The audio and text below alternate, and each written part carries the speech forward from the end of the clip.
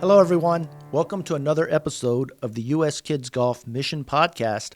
I'm John Kim, and I want to remind you that this podcast is designed to help you navigate the very enjoyable but sometimes complex world of kids golf.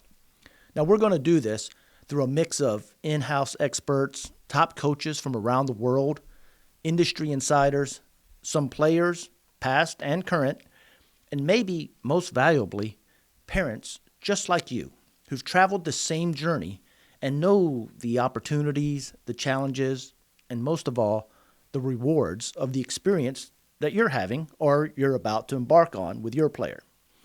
Now, in this episode, we have one of those parents.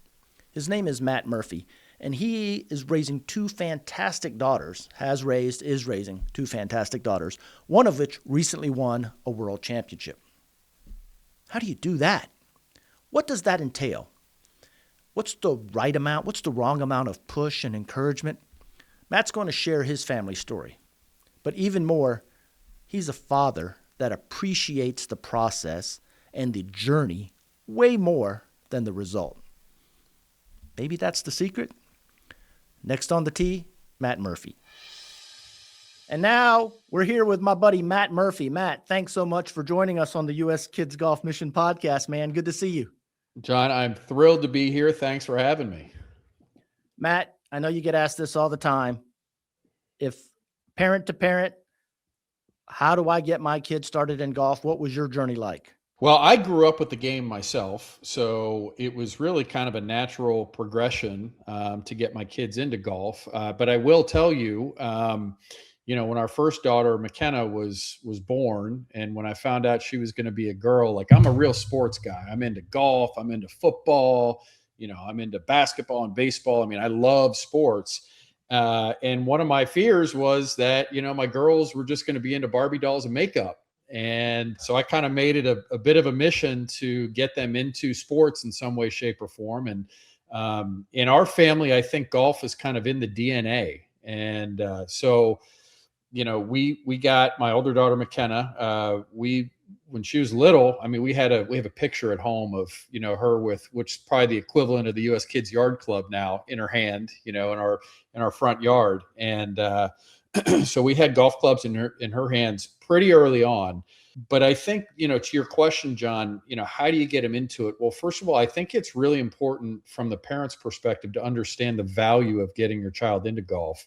And I'll just give you a little tidbit on that, and then we can go in more in depth if you'd like. But, I would challenge anybody to give me another example where a parent can spend, 5 hours unabated time with their child on a regular basis, doing something that, teaches them so many good things about life. There's so many golf parallels with life. So, in terms of how we did it, I mean, we just got her signed up for a summer camp. I'll never forget, John, the very first summer camp we got her signed up for was at our home club here. And she was the only girl there. And at the time I was working about an hour away. I got home from work the first day, and she hated it. She hated it. Didn't want to go back. I mean, I was devastated, really and truly. I was devastated because here was my opportunity to get my daughter into golf. And, she didn't want to go back for the second day. So she didn't go back. And long story short, we ended up getting her. Our club has like a sister club right across the street. And we got her with a summer camp at our sister club across the street. And it was funny. One day, the instructor there, the pro, who we know to this day, she said, "Have you guys ever heard of this movie called The Short Game?"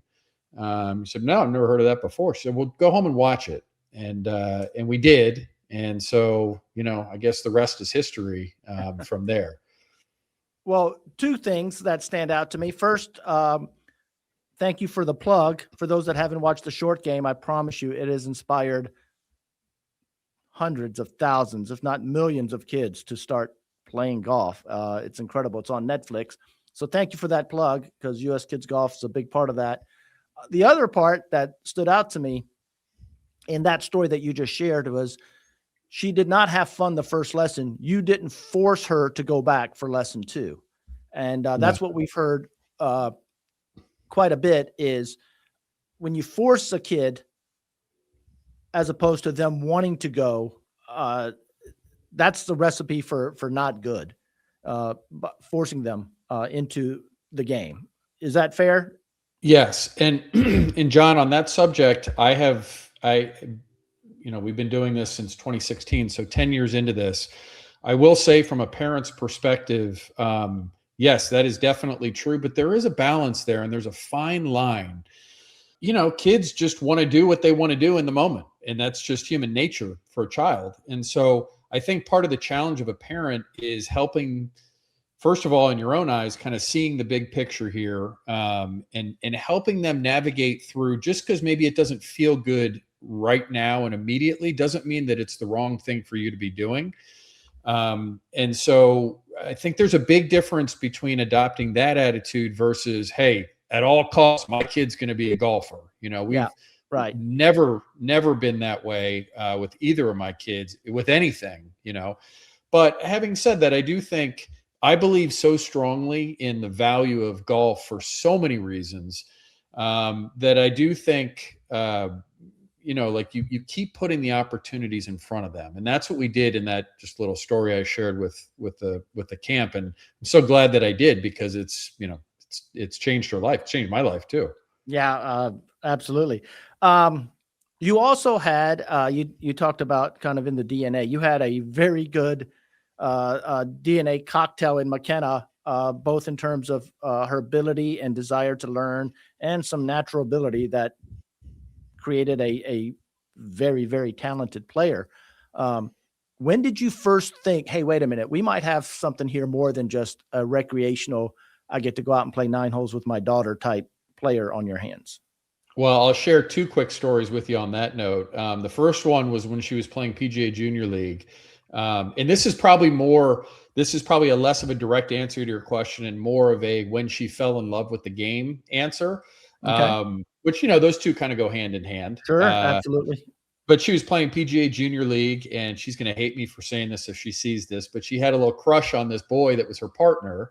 And, he was a year or two older, and he was a pretty good player at the time. And she was still kind of a beginner. And I'll never forget, she made like a fringe putt from maybe 45 feet, for the team to make a birdie.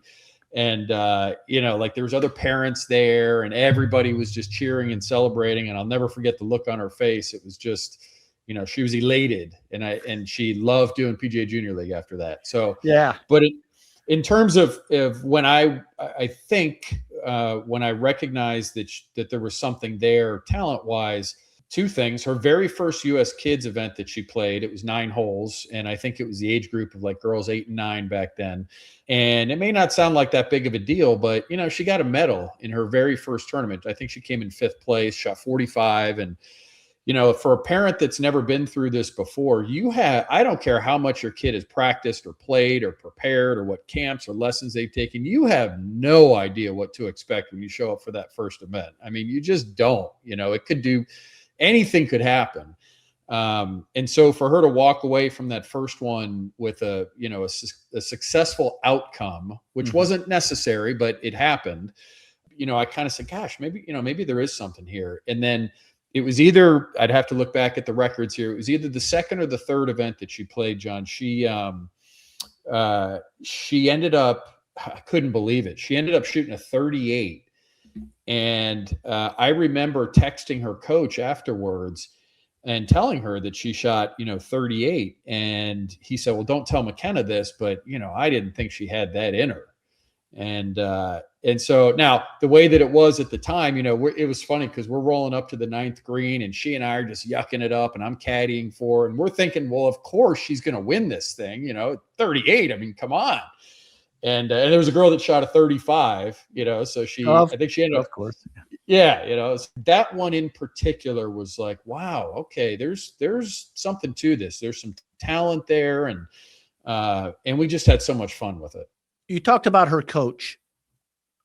What was that transition like, and when did it happen? Where I would imagine at the very, very onset, you were kind of her main coach as a parent. And then you realized that she was at a point where she probably needed a little bit more kind of structured or professional type help. Is that the way that it went, or was it just immediately start in camps and go with coaches from there? Well, A little bit of both. So, the very beginning, again, like PGA Junior League and doing summer camps and so forth. I mean, I was the one that would take her out and we'd go play a couple holes or something and sort of mess around. I was a pretty good amateur player. Before before we had kids. You've heard that story before, probably. I've never heard that. No, I'm kidding. Yeah. Yeah, that's a pretty common one. I got down to a +2 handicap, so I knew how to play the game, won a club championship and all that stuff. However, having said all of that, I think that I've never had ego tied into that. Like, I've never been the kind of parent that says, well, my kid, I'm going to teach my kid how to do this the right way, and I'm the only one that knows that. So with both of my girls from the very beginning, they've had coaches and professional instruction from the very beginning. And the way that I've dealt with that is I've learned from them, the methods and the techniques and the mental side and all that stuff. But I kind of let it be, their swing and their game and letting them learn the fundamentals from somebody other than me. But if I can learn kind of how their coach is teaching them, then when we're out on our own and the coach isn't there, I can kind of reinforce some of those concepts. So really, really all along the way, it's been professional instruction with dad just kind of giving a couple of, some perspective here and there. How much of her success do you think was, say, your encouragement, coaching versus her own intestinal determination, drive to get better? I don't know, to be perfectly candid with you. I don't know how to quantify that. But my gut would tell me that, it's both, but it's really mostly her. I mean, it ebbs and flows. I mean, at a young age for a child, I would say both the interest and the skill level, they ebb and flow. It comes and it goes. So I think the majority of her motivation, once she got into high school, I would say she was, it was all self-motivation at that point. Right. She joined a golf academy, and we can talk about that stuff, but she, that's the point at which she really took ownership of it. We're busy parents. We got other stuff going on too. So I'd take her to the range maybe for 45 minutes or an hour, maybe on Tuesday and Thursday or something like that. And, she never really liked that much, just being with dad. And I get it, but I think once she kind of got more, a little bit older, maybe 14, 15 or so, she really, I wasn't really involved hardly at all with her practice, at that point. It was really all on her. For a lot of the parents out there who have aspirations for their kids, and hopefully it's also in conjunction with the kids' own aspirations, of course, to rise to a certain level. They're not all going to become world champions. They're not all going to win club championships, but they want to get to a certain level in golf. Talk to us a little bit about losing, because you don't always win. What's the value in not winning? Well, and the reality is in golf, and it seems like it's especially like this in junior golf. I mean, you're hardly ever going to win. Let's be honest, you're hardly ever going to win. There's tough. Some disparity at certain levels and so forth where, sometimes you have the by far the best player and that kid wins everything. And just to be clear, like, that was never McKenna. I mean, she got a couple wins here and there in US Kids, not a lot. But I think we always, and it's so interesting, John, because my two kids are very different this way, but with McKenna, she really took things hard, like every time she didn't perform to her expectation, she really took it hard. And, I remember, I don't know how long this was the case, but maybe for the first couple of years, we'd be driving home from a tournament where she didn't play well. And the first thing I wanted to do is get in the car and talk about it. What didn't go right? You could have done this. You could have done that. Why didn't we do that? We got to work on this. We got to work on that. Let's talk to coach about this, talk about that. And it probably candidly took me until my younger daughter started playing golf to learn the folly in that approach. The best way to handle that is you got to let them just absorb the emotion. And if you're trying to address issues in the heat of the moment, it's going to backfire, and it's not productive. And so I think part of that, to answer your question, like how to deal with that failure or not winning, a lot of it is just, you kind of just let it sit there for a little bit, and let her absorb the emotion, let her sort of reflect on her own. And then you'll know as a parent when the timing's right that you can sort of, address some things with cooler heads and address things objectively rather than emotionally and in the moment. I had a coach recently tell me that the number one key for a parent and their child is that the goals or the dreams of the parent can't uh, be higher than the dreams of the kid. Did you guys like consult together, block out strategy, plans, hopes, goals, aspirations for the year, anything like that? Or was that just kind of you're continuing to develop, let's take it as it comes and see what goes from there? Yeah, good question. And the truth is a little bit of both. One of the things about junior golf, probably when they get to be about 13, 14, 15, is you go to these tournaments. I remember we'd go to US Kids regional events, and you would hear from other parents. They'd say, well, hey, are you going to play in this event in Tampa? Or are you going to play in this one up in Atlanta? Are you doing this one? And we thought, gosh, we are just so behind here. We don't even know about any of these things. I think that started to that woke us up maybe a little bit to, okay, maybe there's a little bit of planning that needs to happen here. And then of course you're managing your schedule, you're managing your child's energy, you're managing travel, you're managing your budget. There's a lot that sort of goes into that. It is. It's a lot, it's a lot. And also, for example, like in US Kids, you're managing, let's say, your priority status and securing your ability to qualify for future events. And the same thing goes for, the other types of junior tours. So it's a lot. And I think you try and figure out, what your end goal is here. And for me, the end goal was never, just speaking as the parent, my end goal was never, what do I do to make my child a professional golfer? And I don't mean that that's the right way or it's the wrong way. It was just my way. I really wanted her to be the best player that she could be, because knowing my child, I know that's what's going to make her the most fulfilled, from her golf experience. And Yep. so I always wanted to put her in positions where, it wasn't way beyond her capabilities, but it also wasn't so easy that she was just going to be, the top dog all the time. And that can be a tough thing to balance and manage. But, I think we did a pretty decent job with it. Well, I think you did a fantastic job of it. Couple of other real quick things. Matt, when she was younger, did she play any other sports? No, McKenna didn't. Although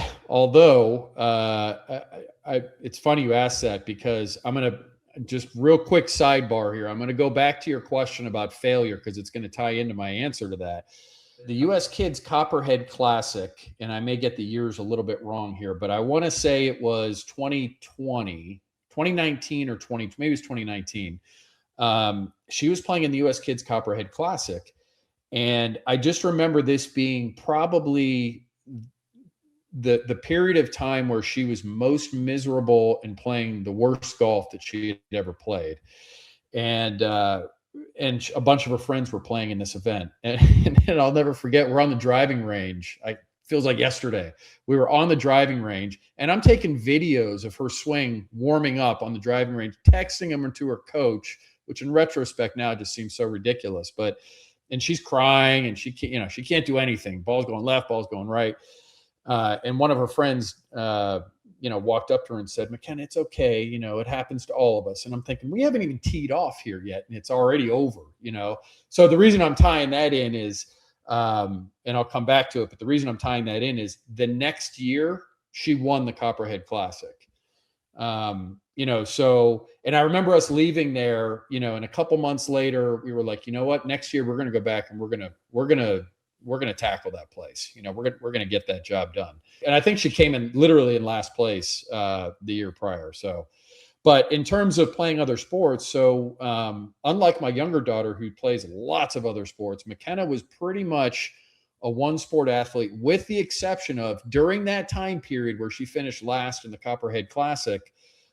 She was really discouraged, and so all of her friends at school were playing lacrosse and they were doing dance. And so she started to get into that a little bit.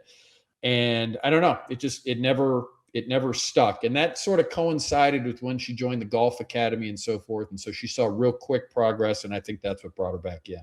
I gotcha. All right. So this next one kind of end on this, but it's a two-parter. And I don't know if you're going to remember the story that I'm thinking of or the discussion. So I'll give you a little hint on it, but let's start with a very proud moment for you. McKenna, and we've just kind of followed her journey here from getting into the game to winning the Copperhead. That's not the highest profile event she's won through US Kids Golf. A couple years ago, she won the world championship, the teen world championship up in Pinehurst. Just tell me about that feeling that week, knowing she was at top of her game, and then how it ended and what you were thinking at that moment. Yep. So much. I mean, it's not something that I think about every day. So this is really cool that we have an opportunity to go back and just relive it a little bit. Well, first of all, I think it's helpful to set the stage a little bit that when she was 14, one of her good friends won Worlds. And there was a whole group of them that, rushed onto the green and, poured water on her and stuff. And really, it was really cool. And we knew all the parents. And so, of course you're happy for her and you're happy for the parents. But at the same time, I think it's natural in the back of your mind as a parent to say, gosh, I hope that happens for my child one day, and then 2 years later, one of her really good friends also won Worlds. And so pretty what was talented friend group there. Yeah. I mean, they had a whole circle. By the way, they all met up through US Kids through the years. That's how they knew each other. Awesome. Which is a testament to just this US Kids system in general. So that in and of itself, I feel like it put pressure on her to a large extent. Every year she felt pressure. Every time we arrived at Pinehurst, whether she voiced it or not. I mean, I'm her dad. I knew. She felt that pressure, and she felt like she never played good at Worlds, like she just never, I don't know if she hyped herself up too much or whatever it is, but she just had this series over the years of lots of friends that had done really well in Pinehurst at Worlds, and she never performed well.